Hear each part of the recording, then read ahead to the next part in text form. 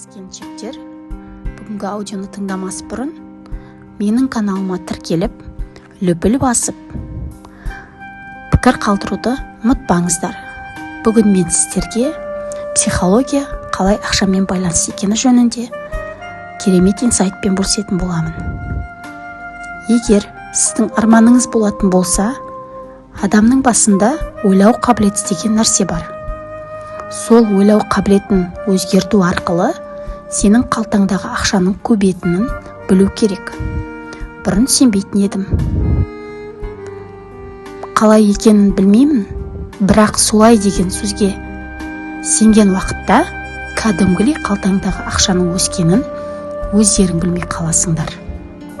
Өзімнің білгенімді неге үйретпеске?